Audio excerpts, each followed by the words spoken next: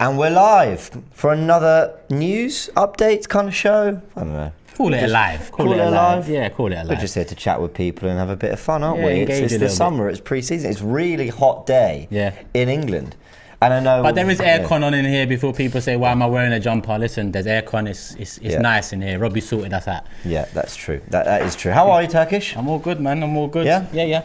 I know I asked about your holiday and everything away, but how's coming back to, not coming back to too much carnage, really? Arsenal have settled down, really.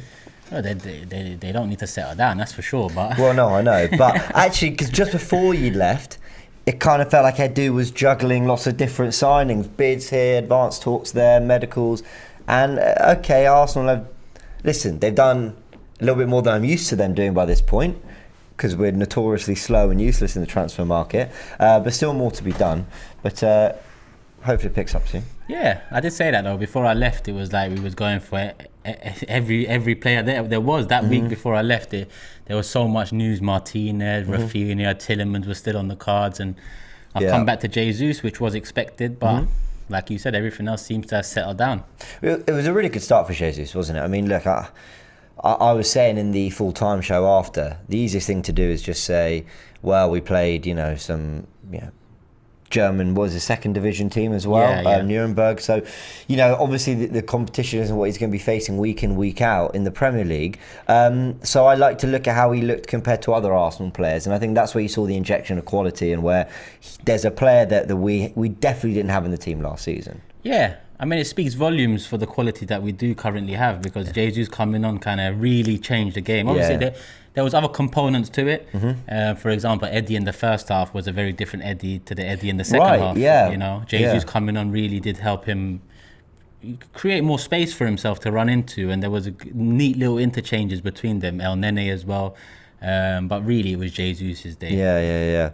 No, I kind of enjoyed seeing him and Eddie link up, because I think sometimes it takes you back to pre-2008 when actually 4-4-2 was a regular thing sometimes, and you saw strikers linking up. And anyway, it was nice. Maybe they'll form some sort of good relationship. Which, listen, at times where we're 1-0 down or 2-0 down in a game, we're going to need to turn to multiple strikers and multiple hopeful goal scorers. I know neither of them are considered that 30 goal a season gunman, but they've got to, at the same time, you want them to be forming these relationships. So start it early, I guess. Yeah, I think one of them need to be. I know that they're not known for it, but one of them need to be, coming from very different places. Jesus, mid-20s.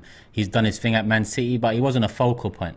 And listen, that Jesus interview post-game, I really enjoyed that interview. It was genuine, it come from the heart. And he was asked about being the superstar now, and he said, he's just here for the team, and and that's what it's about. That's how you become a superstar. If you work for others as well. It's not just about focusing on your own game and what you do, because football's a team sport. So that was the right answer. But and actually he looked incredibly kind of genuine with it. You can tell the difference between a PR answer and a hold on, I'm not the star. I'm not this. I liked it. Humble. Very humble. Big thanks to the Premier League Showcase, who has called us the perfect complement of thought. So I do really, really appreciate it. And just all of you in the comment section as well. 2,000 of you live watching. Big love to DR Sports, who have been, supporting all the shows I've been doing with Wimbledon and everything. But when I see 2K live back on AFTV, I'm like, oh yeah, because you guys are all here for all the big Arsenal news and transfers and everything. But we had a great audience on the Wimbledon stuff, and they were amazing. There's a good start to it. Yeah, I appreciate it. And we built a nice little community. So guys, that will all be coming back, and DR Sports is doing all sorts with the coverage of the Euros as well. So more sports coming as well. UFC, boxing, hopefully. I want a little part of that. Yeah, that's much more. Yeah, I'll do tennis and all that, and then you got your UFC and boxing, and do the fight stuff. Yeah, is that? I've been listen. This is really not AFTV talk at all, but I've been seeing Jake Paul and Tommy Fury going back and forth on Twitter. That's a circus at the moment. But listen, Jake Paul's actually fighting someone with some credentials for once. Isn't he the son of a guy who knocked out? Don't tell me. Okay, do tell me. Well, he's the son of a boxer. I don't know. Right, fine. Okay. I don't know who he's knocked out. But okay. Apparently, he's got a decent record. 12 wins, 1 loss. When you look at who Jake's fought so far in terms of personalities and UFC stars that have probably gone over the hill, this is his first big test, and it's a harder fight than Tommy Fury, if I'm honest. Yeah. Well, we'll keep an eye on it. Yeah. We'll probably do something on DR. We'll see. Maybe I've just chat. Oh, he locked out Lennox Lewis, apparently. Yeah, everyone's saying it. That's what I thought I heard. There we go. I'm not into boxing, guys. Don't get on me, okay? I know he's a big name. I don't really watch a lot of boxing. But anyway, let's go back to football, back to Arsenal. Now, a lot of the main topic around today, there's a big reason there's a big fat question mark in the title, is because a lot of what you call, I guess, news aggregators on social media, the guys who cover all the Arsenal news, who will tend to obviously look at, their reliable information and, what they consider reliable information, are all saying that William Saliba's agent was at London Colney today. And they've been sharing his story where he posted a picture of, I think it's the room where, they do the old handshake and Arteta's leaning over with the announcement of a signing or a contract. They've got the pen and the paper, whatever. Light blue shirt. That, yeah. I've seen it somewhere. The one outfit. Yeah, I've seen it somewhere. Yeah. Although I think when he saw Cecil in Turkish the other day, was he? He didn't see me. Huh? Sorry, not you. Cecil and Lee. Judge. I mean, that's the first time I've been mistaken for Lee Judges, but yeah. Yes, my bad. I think he was wearing something else. Wasn't the usual shirt. Maybe I'm wrong. No, it wasn't. He was wearing a different colour. There we go. So it is obviously fueling the rumours that he could be about to sign a new deal. Now, we all see on social media there's ITKs, there's also really well-informed people, there's the journalists, there's whatever. There's people who just know people. And sometimes there's people that talk a hell of a lot of shit, but we're not talking about them right now. There's that too. But there were kind of rumours and just murmurings going around of William Saliba being close to agreeing a new deal or whatever. And I didn't take any notice because I thought, until I hear kind of the ones I consider reliable to start talking about this, then I'll start to get excited. And actually, there hasn't been a word. Even now, there hasn't really been anything said about whether Saliba is going to get a new deal. I think maybe one person might have mentioned it. And now his agent seems to be fueling what people are right to assume is that he's going to be getting a new deal at Arsenal. It must be. Yeah, people might call it a cryptic message, but if that's what's being put on his agent's story, then it's kind of saying this is, we're here to talk. And with 2 years left, this is the time to talk. You made a joke upstairs that he's about to have more contracts and appearances in the Arsenal first team. But, let's hope that changes in the first couple of weeks of the Premier League season. But, you know me, I take a lot of these journalists with a pinch of salt, especially on Twitter. But if his agent is posting that, then it's not so cryptic. It's insinuating that we're here to talk. And as an Arsenal fan, hopefully, that contract gets sorted, because as much as we want, signings coming in, we've got to secure the talent we do have. Otherwise, we'll be facing problems in years to come. Saliba, definitely one of them. Saka, Martinelli. Well, someone told me Martinelli has recently signed, so maybe his contract is got a good few years left. But Saka and Saliba in particular, let's secure them. I agree. Well, Miles of the Super Chat says, afternoon, gents. Who do you think is the most important arrival for Arsenal this season? Jesus is the obvious answer, but I think Saliba. Be good to know your thoughts. Well, of course, I guess it's looking at who's going to be in the squad this year that wasn't in it last season. I think Saliba has the potential to be one of the most important, that gets done this summer. Yeah, I actually agree with that. We're so focused on attack because attack has been a problem. We're kind of taking our eye off defence, and there's a balance to it all. Yeah. If you add more threats in attack, then teams are more wary facing you as opposition. Whereas the season just gone, no one really expected much of us. But we still conceded a hell of a lot of goals. Yeah. So let's hope that the attacking reinforcements help the defensive side. But let's also hope that Saliba comes in, he adds something. I'm very excited to see Saliba, actually. Yeah, no, I am too, actually. I think just because there's been so much hype. And listen, you don't get the reputation you got in France. You don't get a move at the age of 18 for 27 million. You don't be named, Ligue 1 Young Player of the Year. I think I haven't actually verified or checked that stat, but apparently most passes or most touches in a Ligue 1 season ever. I read that. Yeah. Okay, very comfortable on the ball then, or he never releases it. It was one way to look at it, but no, very impressive. Dribbles stat. at the back as well. I think our biggest dribbler at the back was Ben White, and I think he had 10 successful. I think Saliba was on 20 last year. And it's League One, it's different. The pressing is different, intensity is different, but it shows that he could be bringing some. Because Ben White, in terms of playing at the back, he's helped us. But I think his long balls are more his attribute. Whereas Saliba seems that he can run on the ball and break the lines, through that first line of pressure. So, hopefully. Well, I'm going to ask you about where he's going to kind of look. Where I guess the contribution we expect to see out of him next season.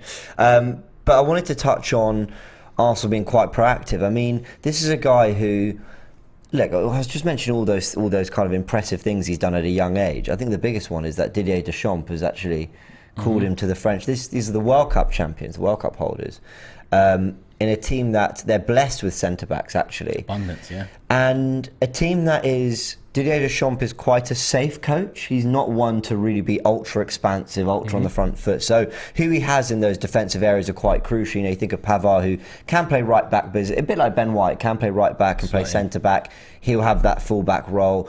And the fact that Saliba's been getting game time there just tells you as well that this is a real talent we've got. So are Arsenal finally being proactive with these things? Because let me hold my hands up to all the viewers now. I was talking about this about a month ago, and I said Martinelli, Saka, Saliba contracts, they're going to be an issue. This is around the time we found out what Eddie's contract was going to look like. Yep. And I said there and then that don't expect anything to happen with those contracts because signings need to come in, the new season's got to start. I think they're going to want to see how much they're playing. I think they're going to want to see how important they are. They're going to want to see whether this process is really going on. And then maybe we'll see what happens, and it could get a little bit touch and go as they approach the last year. But that's not it looks like that might not be the case. And that is surprising. I would have got that massively wrong. It's surprising in modern day football, yeah. But this is how you're meant to really be conducting business. Fully. But things have changed and players have more power. And I remember when Wenger said there's going to be a lot more players leaving on Bosman frees years back. And that is the reality now. Am I surprised? No. But I get what you're saying because Arsenal in the past, especially with big names or young players, we haven't really secured them down how we should. And that's resulted in losing how many names for little to nothing, if not nothing.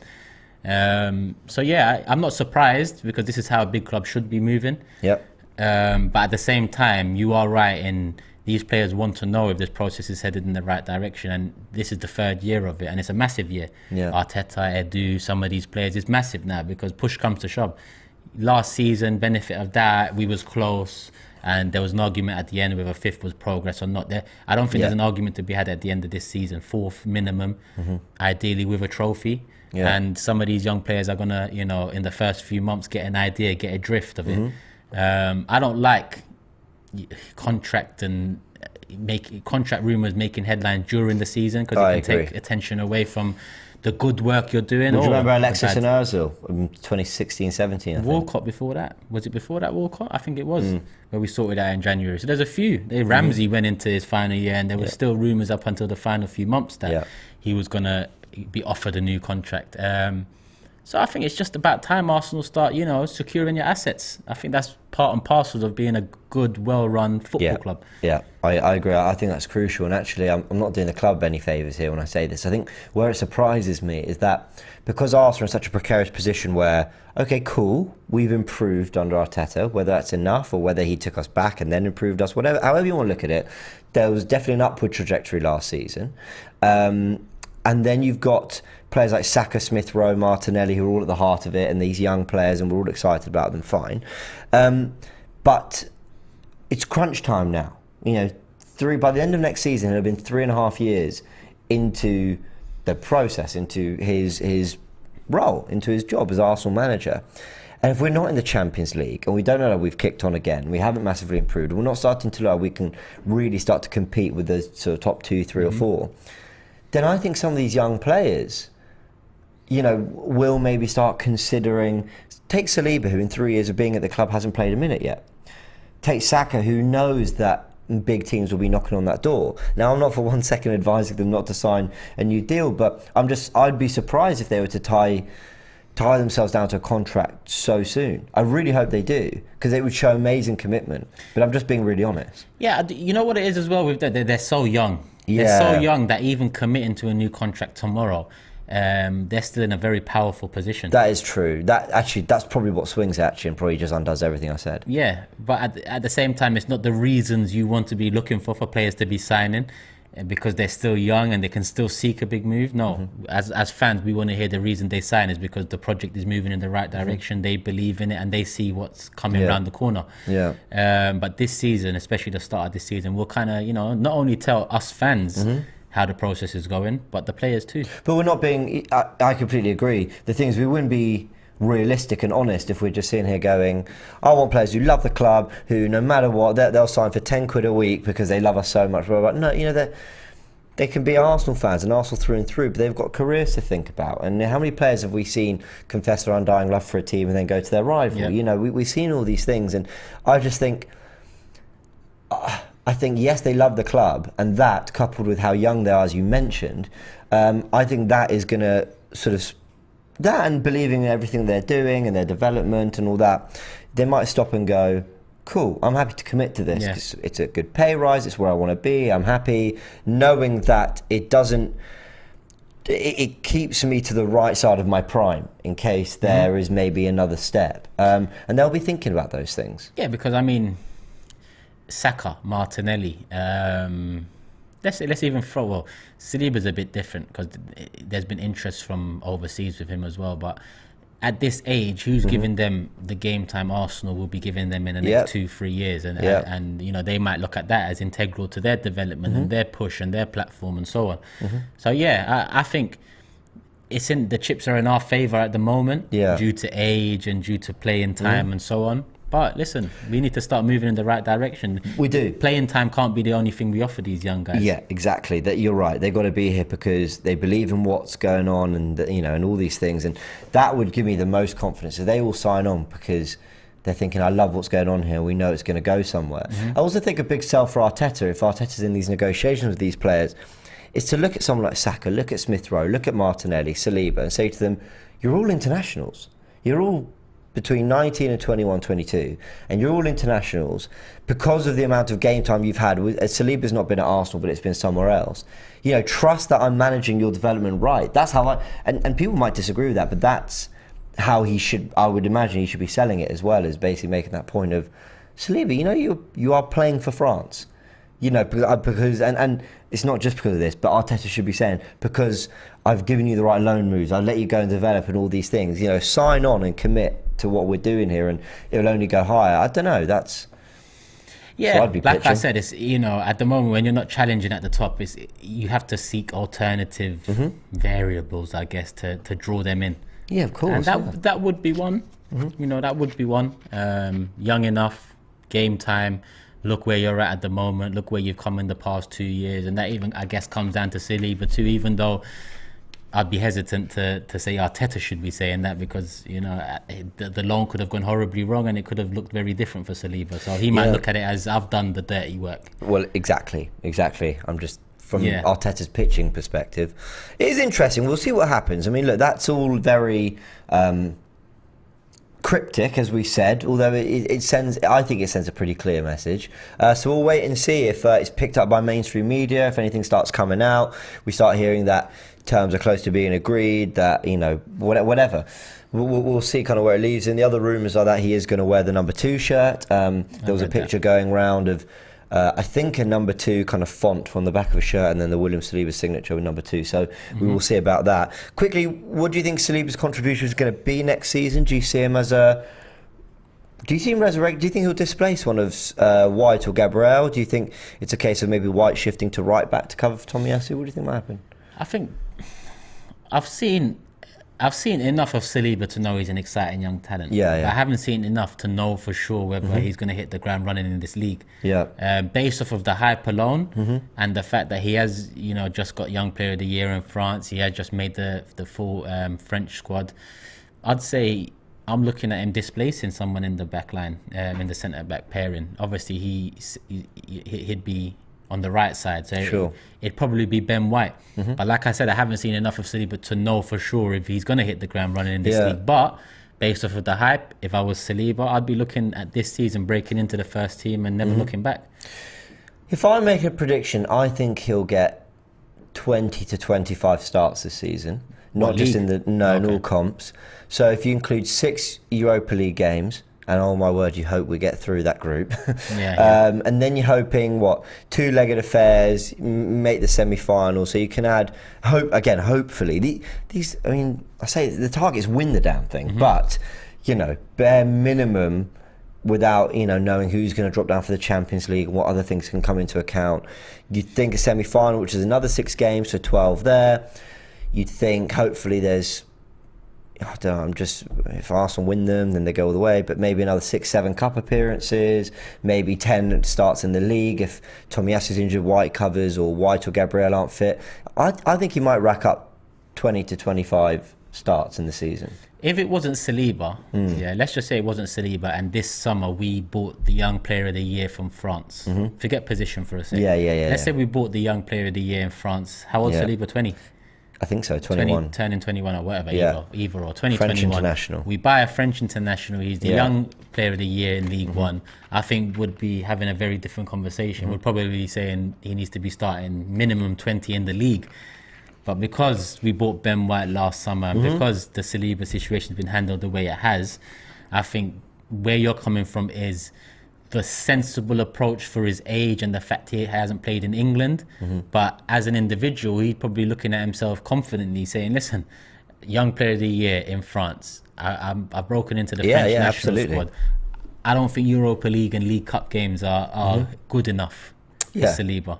No, maybe not. I think you'd have to sell it in terms of, Ben White, Arteta bought him for 50 million and he bought Gabriel for 27 million, and then you got or 24, I think, and then you got Saliba who's another 27. You got 100 million pounds worth of centre back talents at a really good age that are only going to get better in the next 5 to 10 years. Did Arteta buy Gabriel? Yeah, 3 years. Yeah. Bought him the summer of 2020. Yeah, he did. After we won the FA Cup. So those are 2 centre backs there that have Arteta's stamp of approval there. Then you got Saliba. If you offer him a new deal, that's because Arteta wants to do that. You got Tom, because his stock's never been higher. Saliba's really. Then you got Tomiyasu who could play centre back. So Arteta's very much got that position the way he wants to have it. So that's why I think for Saliba there'll be a degree of, you're used to playing week in, week out and have been from a very young age. Just, you might have to bide your time. Is he going to like that ahead of a World Cup? I don't know. That's where the contract thing comes into play, because you have to please him enough to be signing a new contract. And again, I forget Fofana, his mate, comes in and gets an awful lot of game time at Leicester before the injury. He might be looking at that saying, listen, he's my mate, but I'm better than him. So give me the chances. If you're not going to give me the chances, then you know what happens when there's a year left on the contract. It's all hands on deck for the club. Because all the power's in the players' hands. So there's situations that we have to sort out. I look forward to seeing what happens and how this all develops. Boris of the Super Chat says, great Wimbledon coverage, James. Thank you very much, Boris. Appreciate it. He says, sadly for you, Federer can't be the GOAT anymore. The race will be between Rafa and Novak. I'll make a video on that one day. But hard to disagree with that. Saliba must be kept, he says. Come on, you Gunners. I think we all agree. We've got to see a good year of William Saliba now. And I want to see him getting some Premier League minutes, and I want to get a really good idea of how good this guy is. Vailey says, big up from Philly. Do you guys think Arsenal should recruit more from the Premier League? I think we don't do enough. Look at Liverpool and Man City. Yeah, I think that is something that has been changing a little bit under Arteta. Jesus coming from the Premier League, Ben White, Aaron Ramsdale. Who else are there? I mean, maybe it's not as many as I think. Obviously, Odegaard did have those 6 months experience. Who else are we targeting? We're targeting Tielemans, apparently. But do you want to see more buying within the Premier League? Nah. It's enough. What does he mean, Man City, Liverpool, though? When I think about their squads, I don't really, especially their starting 11s and integral components to winning leagues or Champions Leagues. Sterling, okay. That's a good point. You go through Edison Alisson came from abroad. Van Dijk came from the league, but there's an argument that he was already that defender before Southampton, and he went under the radar. But let's just say, okay, Sterling, Van Dijk, Diaz, Laporte. No, but I think he means like Salah, Mane, Salah had Premier League experience, though, came from Roma. Mane came from Wijnaldum in the Premier League. Obviously, he then left. Robertson. You know, I get it. Like, I think there's a healthy balance between getting players that you're going to be spending quite a bit of money on, and that's why I think the Jesus deal was so smart. Is we know he can score goals in the Premier League and play at this level. Someone else you might pay double for and not have those guarantees.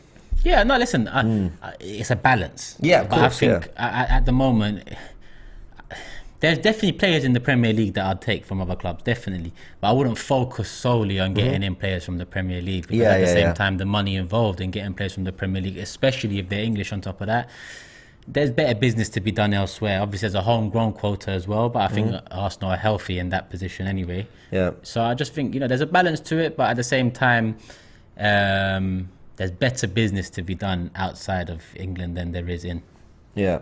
Danny says, could Arteta deploy a back three with Gabriel, Saliba and White? I mean, just very quickly, I don't think Arteta's going to abandon his principles and suddenly go to a back three. I'd be amazed if into his third full season, he suddenly decided, yep, the back three is what I want to do. It's like, what? Okay, where did this come from? He has changed it quite a bit, though. He's mixed it up, and he's mixed it up for certain occasions, and maybe when he didn't have the players he wanted. But I would be amazed if he suddenly tore up what he's been trying to do for most of last season, went to back three. However, without getting too boring and tactical about it, I think you look at Tomiyasu's positioning, we typically do slot into some kind of back three and build up anyway. So I think there's every chance you see White, Saliba, Gabriel and Tierney getting forward with the three coming across. We've not really done that as much. And the Lissandro stuff as well kind of adds fuel to that fire as well. Adds fuel to that fire. Also means you can play two inverted. So maybe you still have White, Saliba, Gabriel and Lissandro Martinez in very central areas, which isn't bad. Like I like the idea of actually four defenders that don't get forward and actually stay, and you kind of let those flourish. But modern football's kind of evolved in so many ways. I think there was a couple more super chats. Prince Tiger says, welcome back Turkish, love from Melbourne. Love, man. That's really sweet. Jashar says, big up Turkish, Saliba signs new contract, then we send him on loan again for 4 years, gets the Ballon d'Or, captains France and wins the World Cup while away. You better sort another contract there after all that, innit? Honestly, then here's your third deal. No, you're not going to play for us, but here's your third deal. Here's 350k. Who wants him on loan? Exactly. Barca? You got the money yet? Yeah, exactly. Also, the super chat says, do you guys think Arsenal should bring in a veteran over the age of 28, serial winner, who can teach our young squad the mental side of playing at the higher echelons of European football? If so, who would you sign? That's a great question. What did he say, 28? 28 or above. I'm going to chuck in Gnabry in there. I know he's 27, but that was the feeling I had behind someone like that. I know it's a dream. I know he's potentially, at this moment in time, wants bigger things. I get all that. But in terms of what he would bring, is, he's been at the top level of football for a long time. Massive football club in Bayern Munich. Standards, high as always there. And he's in his prime, so that would have been perfect. But I agree. We need a few older players. Older players with good experience, not Czech, not Luiz, not Willian. Older players with good experience that are still motivated to achieve. Yeah. How old is Milinkovic-Savic? 27. Yeah, I put him in that category as well. Yeah. He's not the level of Gnabry in terms of where he's been playing and what he's achieved, but in terms of where he is and his stature in the game, I think he would bring that experience and level-headedness and calmness that experience and age brings. Yeah, I think so. If I'm to throw a name out, I know there's questions over how much the quality's dropped in recent years or how much he'd cost, but maybe a Paulo Dybala, as we need depth up front, we need depth on the right wing. He can kind of cover those positions. He can come to central areas. I remember Dybala looking a real world-class talent only a couple of years ago, and sometimes it's funny to me how players in kind of the social media world can be so quickly written off and fall away. But when I looked at his numbers, still got good numbers this season, still played a lot of games for Juventus and on a free transfer. I don't know, I think he's only 27 himself, 28. So I think that would be one maybe worth going for if it could be done, if it makes sense with the wage budget, if it makes sense with his kind of desire to play for Arsenal. So of course that plays a part. But at the same time, money talks more than desire. Yeah, I know, you're right. Bob Marley with Super Chat says, in my opinion, we handled Saliba perfectly. Signed at 18 off an injury season, so needed a loan. Of course, yeah, he mentions he had problems with his mum, I believe, and then needed to go home, and then got a year of game time. Yeah. Was there ever... Listen, none of us know what Saliba's thinking. Yeah. So if Saliba signs a new contract now and we've got him for the next however many years secured, then I'd lean towards what he's saying and say, it was probably the best route for Saliba. But if Saliba feels hard done by, if he comes in, he doesn't, break into the first team and he heads into a year of his contract, then no, I would look back at the way we managed it and say it probably wasn't the best way.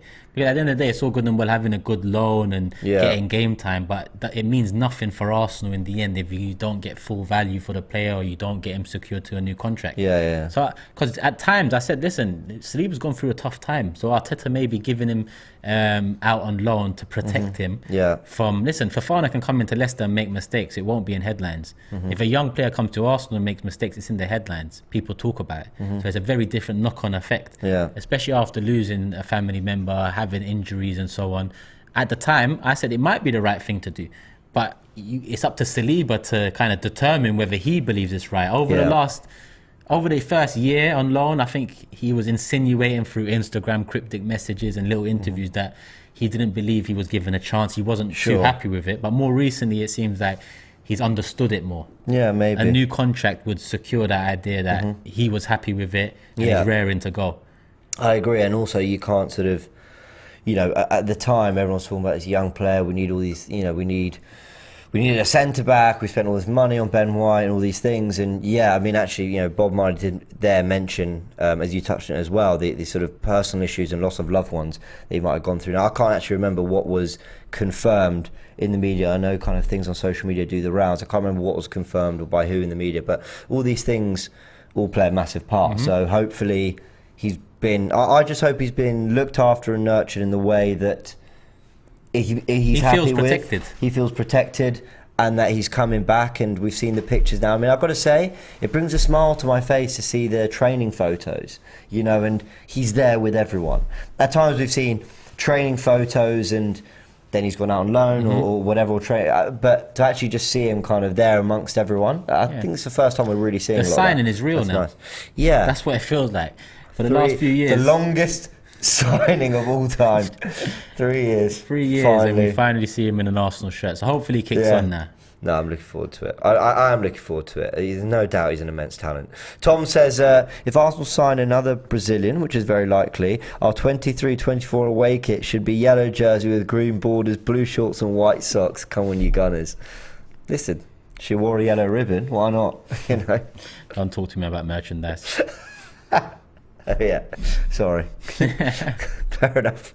Ashwin says, Namaste from India. Please come to India for tour, please. There are many Arsenal fans in India and in the UK. Please come.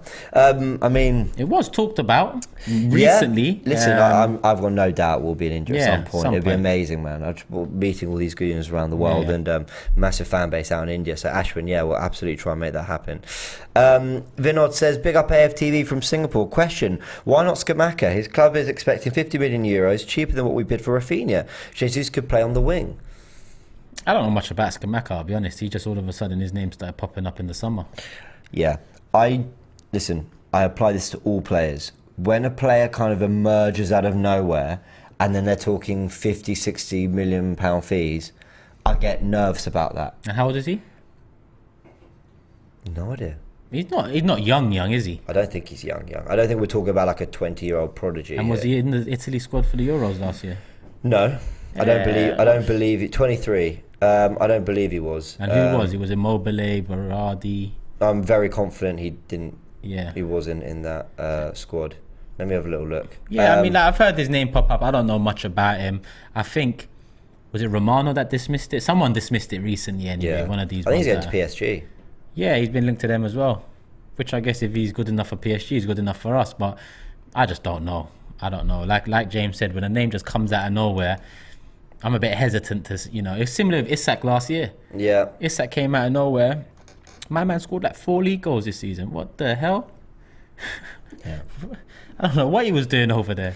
He got a license plate. He got everything. People were snapping him in January. I'll try a little look now. I can't see his name in that squad. Yeah, don't worry, man. So but that's a really good point. Wasn't in the Italy squad just a year ago when they won it. Sunday. I'm not saying he's a bad player. I'm not. We might look silly in a year's time when he's banging goals for PSG I don't know. or whatever. I just don't know. We don't know. But I'm just always nervous when you're talking about such big figures for a player who's only. I think when we signed Giroud, he was kind of the big thing in France, winning the league with Montpellier. We paid 17 million. Okay, sure, inflation, but 17 million back then might be what kind of 20 to 30 million is now. And that I can kind of understand. Fabio Vieira, I don't really know a lot about him, but we spent 34 million and the YouTube compilations look good. But with Scamacca, that kind of money I'm not really sure. 50 mil Scamacca and I think it's 70 mil Osimhen.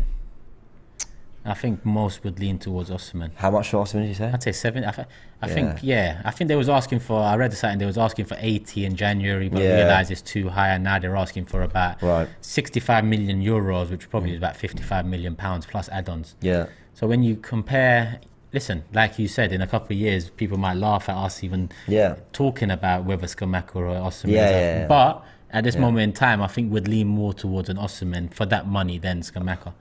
I would think so too. Maddie says, why would we mention Dybala? Don't want him, never wanted Rafinha either. We need two midfielders. We struggled there without Europe and little cup ties. Maddie, I don't disagree, but that doesn't mean that we also don't need a Dybala or a Rafinha. This is the thing, well, when we all sit here and we talk about what Arsenal need, we're mentioning we still need probably another 4, 5, 6 players. Then you put what's realistic? What can I actually expect while pushing the boat a little bit? You're probably talking 3 or 4 more players. But, you're right. We still need a Tielemans type. I still think we need a James Maddison type in this team. I think we definitely need covering that defensive midfield rod. I think Lokonga is a 6, and El Neni, we've had him for many years, so you're not sure. I think you're then talking about Dybala, Rafinha. I mean, I think there's still a lot this team needs, from squad depth to first teamers, but doesn't mean we don't need a Dybala or a Rafinha necessarily. Probably more depth up front. Really, you want 3 strikers going into a new season. We're probably going to go in with 2, and maybe Martinelli, who can play there. Yeah, the Rafinha link shocked me anyway, because I didn't think we'd be aiming to improve on that position, especially with that sorting Pepe out. But the need for another attacker that scores goals, I think it's evident. Yeah. From us going for Rafinha, let alone last season and the season before that. Yeah, I agree. Connor with the super chat says, thoughts on Caqueret, 22, French holding midfielder. I've not really seen a lot of him, but I know he's very highly rated, and Lyon have a plethora of talented players. Who did he say? Caqueret. Caqueret. Did I pronounce that right? He plays for Lyon, right? Tell me if I got that wrong. I'm pretty sure he does, but I mean, they've had Aouar, they've Bruno Guimaraes, they've now got Lucas Paqueta, who we were really strongly linked with. So what's he like? What is Paqueta? Because I see it more as, I thought he was more an attacking midfielder, 10, 8. That's what I thought. He was more like an Odegaard, but maybe I'm wrong. I probably am wrong. But the links were strong. The links were strong. Someone even came out recently to say, there is interest there, no bid, but there is definitely interest. Which, listen, like I said earlier, I know what I would have wanted this summer, but I'm just a fan. You know what you would have liked this summer, you're just a fan. They're in the position, 3 years in the position, they know what they want, they know what they have to do. Let's just see. Let's just sit back and try and... I agree. Super chat from Marco says, yo, James, big up from Perth, Australia. Why is there no chat of trying to sign the likes of Rafael from AC Milan, young, tall and quick? Because he probably cost 80 million. I love Leao.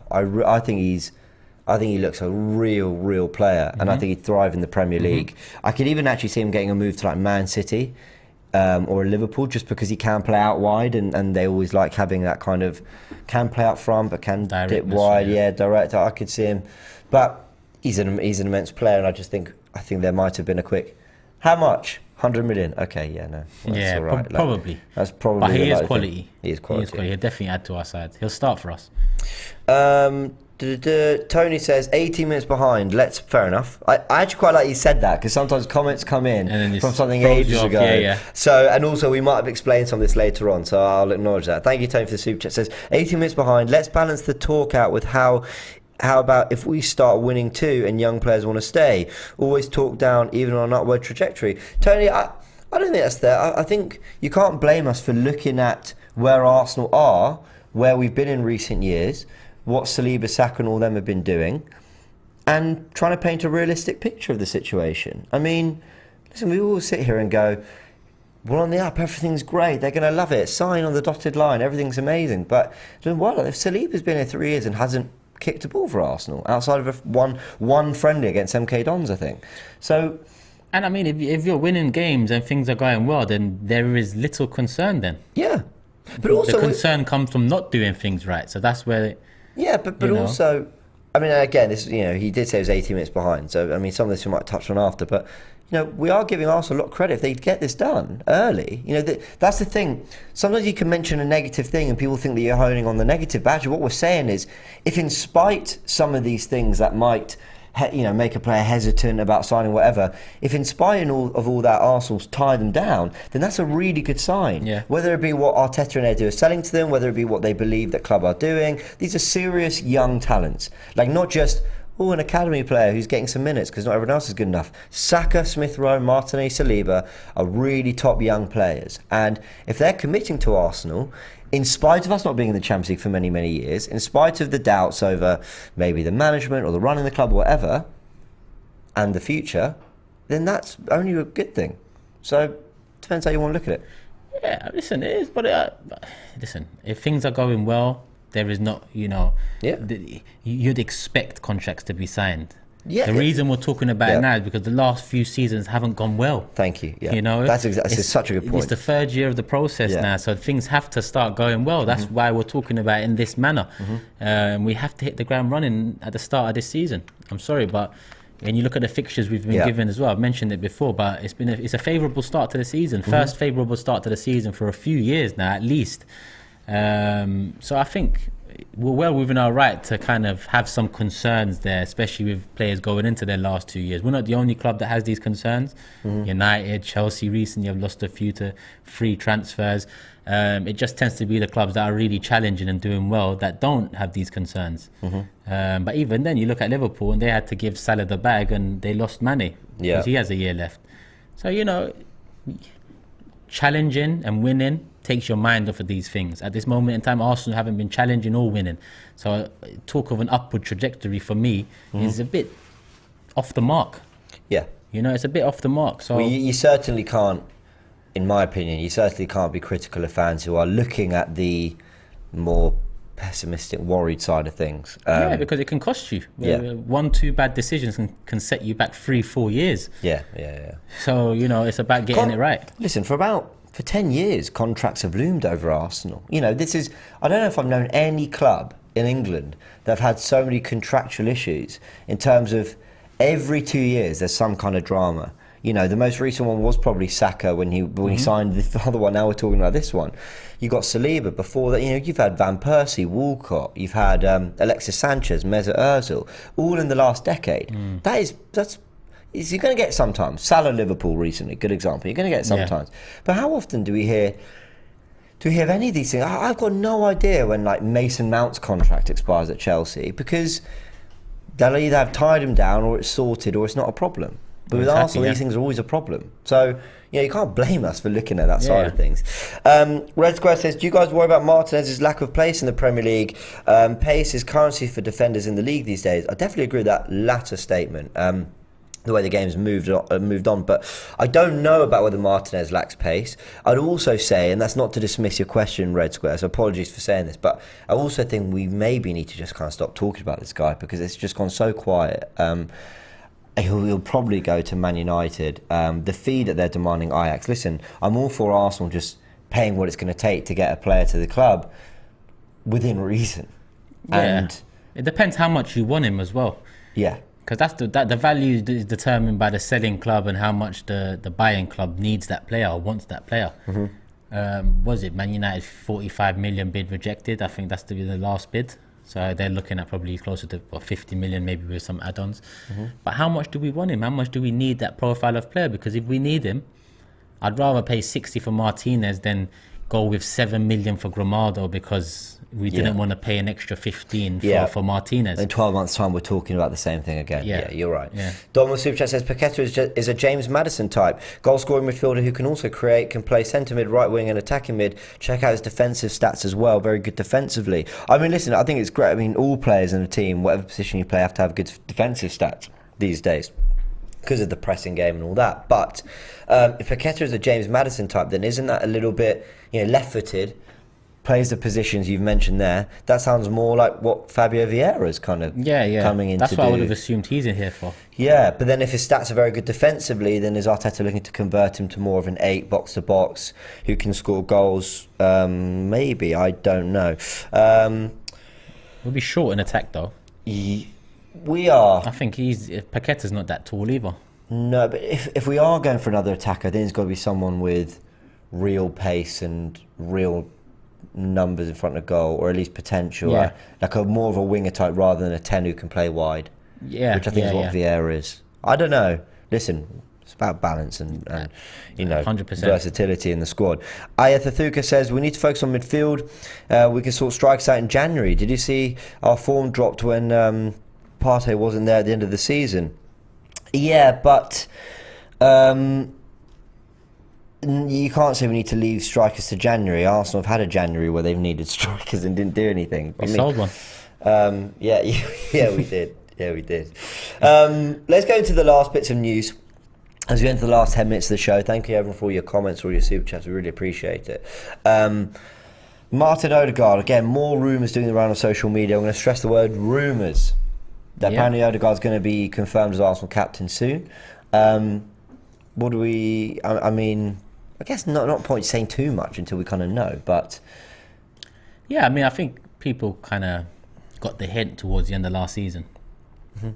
I actually think it was destined for Tierney till that injury. And then the injury, kind of the setback, it's not the first time. It's more of a worry now. Sorry to cut you. Do you think that's because it cast more doubts over his ability to stay fit for a season and actually... whether, there's no doubt that Tierney, character-wise... personality-wise, is by far the leading candidate for me to be captain. Yeah, and that's nothing to do with him on the pitch, but you have to be on the pitch for the majority of the season, ideally. Yeah, and Tierney's left some doubt with that, considering the last 2 years, the business end of the season, he hasn't been there, and the business end of the season is really when you need your captain, not on the injury bed. So next in line. It's not like we've got a big pool of players that are candidates for captain. So I'd say next in line, you look at Odegaard, you look at how he leads the press well, you look at that he's captain for Norway. He's actually quite vocal too on the pitch. I see him talking a lot, instructing a lot, which I like. But yeah, it is what it is. I'm not against that. I think it's about time we sort out the captaincy. Behind Kieran Tierney, it would be Odegaard for me, I guess. I know people say Gabriel, others might say Partey or whoever else, but for me, Tierney, outstanding candidate. Next in line, Odegaard. Gamerverse says, no, I don't want Martin as my captain. Tommy says, why Odegaard? He's not captain material in my eyes. Ethan then says, good choice for captain. Samir says, James, what happened to Hussein Alwar? Don't even ask. We mentioned Isaac in January, and Alwar's another good example of the money that was being talked about. How do I feel? Look, if I'm being really honest, I don't love the idea. This is coming from someone who really rates Martin Odegaard. Sometimes I like certain players to just be allowed to focus on their football and just do their thing. And that's not to say he wouldn't rise to the challenge of being captain. Do I like my captain to be quite vocal? Yes. I guess Odegaard is in an instructive way. I guess it depends who the captain... Who's Man City's captain? It was Fernandinho, wasn't it? You might be right. I think it was Fernandinho. And Liverpool's is Henderson. Or wasn't it Rodri, because he's played more this season? Fernandinho was official captain, I think. Okay, let us know in the captain section, in the comment section, who's the Man City captain? I mean, I guess that in itself, the fact that we actually have to think about it for a sec, shows you that the role is diminishing a little bit. United fans weren't particularly happy with the news coming out today that Maguire's going to retain the captaincy. You've then got Liverpool, it's Henderson, but if it's not him, I guess Van Dijk. De Bruyne. They've got a few more natural leaders. Okay, De Bruyne. So, but some are saying Diaz and Fernandinho. I think it is Fernandinho officially, but he didn't play a lot. He didn't play a lot last season. So I mean, look, the role has definitely the importance of the role has definitely diminished. Now, whether you think that's right or wrong is a different question, but it's definitely less. Who's the Chelsea captain? Is it Thiago Silva? I can't already. Experience-wise, I guess that makes. I don't know who Chelsea's captain is. But I mean, I think we're answering our question now a little bit, which is, as we can't pick out the natural for a lot of these clubs, the natural, he's the leader, he's the club captain, blah, blah. Azpilicueta. Actually, okay, that does make sense. But he wasn't playing every game. So, yeah.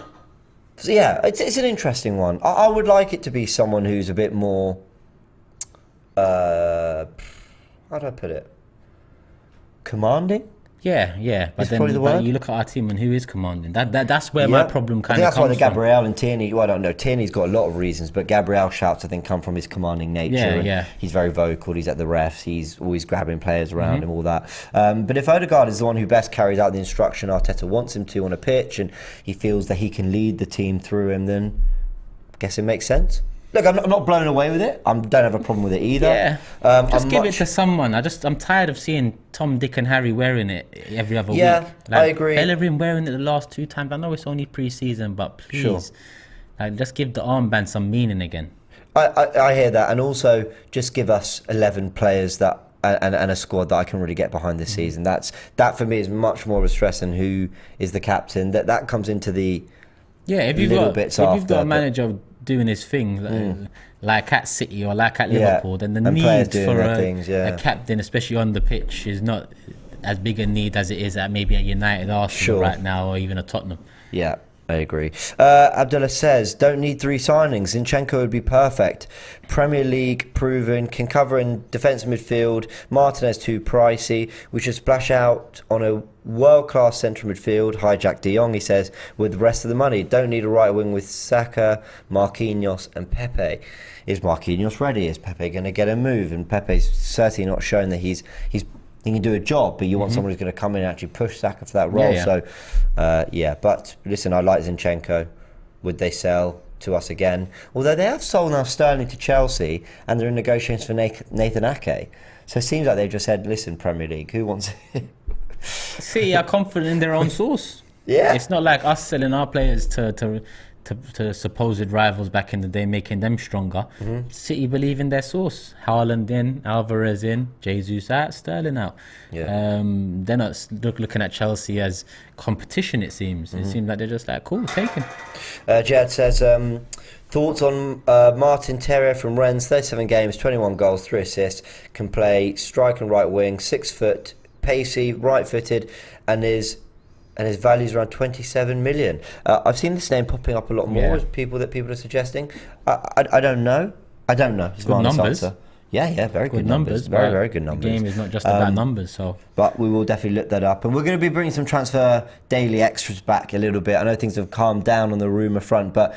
On the actual transfer front in terms of things that we know are happening. But rumours are popping up, and I think we're going to do a few comparisons between central midfielders we've been linked to, maybe look at some of the other wingers or strikers on the market and just start to explore what options there are.